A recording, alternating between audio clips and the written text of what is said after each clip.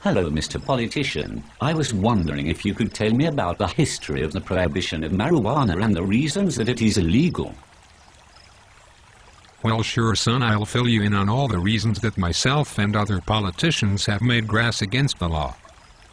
First of all, marijuana, also known as cannabis, hemp, or weed, was made illegal by the federal government for the safety and protection of our citizens. For a time it was legal for industrial purposes, but once we realized the health implications of smoking marijuana, we acted decisively and criminalized it. Really? And when was marijuana made illegal by the federal government?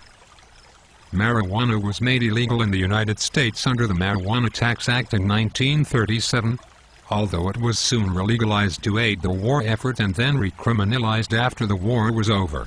Marijuana was first banned in Canada in 1923 under the Opium and Drug Act. Interesting information, Mr. Politician, thank you. We must have been taught history a little differently.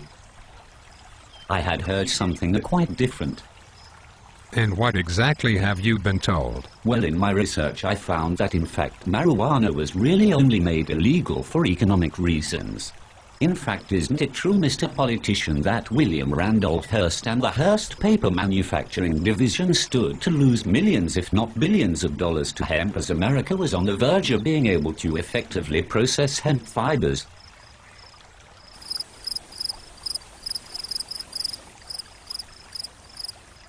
A little tongue-tied, are we? Ah, come on, sir, let's just cut straight through the rubbish. The what? The rubbish. Or, in your words, bullshit. Well, wait now, hold on. Don't forget that smoking marijuana will give you lung cancer. Oh, is that right?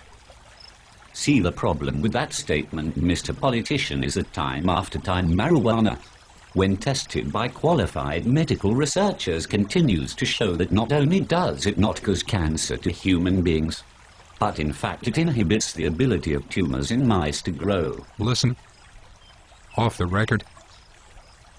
Me and my boys would really appreciate it if you would just be like everyone else and take what we say at face value. And if you could stop doing your own research and not ask any questions, that would greatly be appreciated. Oh, well, I would love to be able to do that. Unfortunately, I drove my car to this interview at 3.2 miles per gallon. If I was able to run my car on hemp oil as was originally anticipated by Henry Ford when he made his first Model T, I would be able to drive my car at a fraction of the current petroleum prices. And hemp is biodegradable, so any spill would turn to fertilizer, not an eco-catastrophe.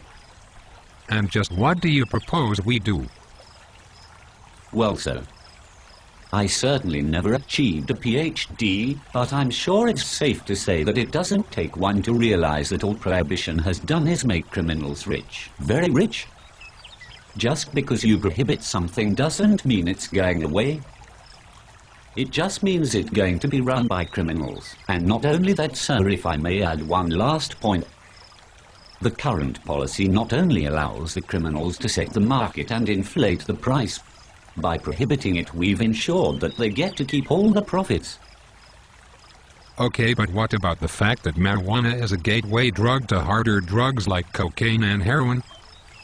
The gateway theory, I'm glad you brought that up. So you're telling me just because someone smokes pot, they are automatically destined to try cocaine or heroin? More bullshit. Come on, say it with me, Mr. Politician.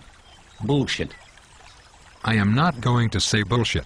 That's like saying someone started on milk, then went to water, then to beer. It doesn't make sense.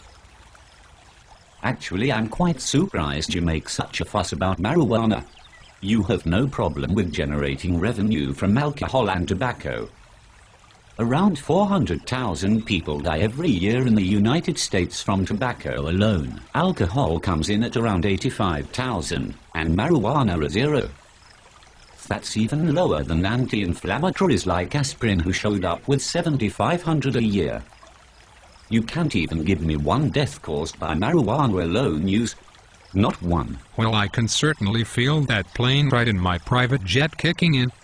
I sure am sorry to have to cut this short, but You know how it is. No problemo, Mr. Politician. I had to leave soon anyways. Oh really, where did you have to go that is so important? I'm going to smoke a joint with Joe Rogan, put on a Pink Floyd CD, and eat heavenly hash ice cream all day. Certainly sounds like a menace to society to me.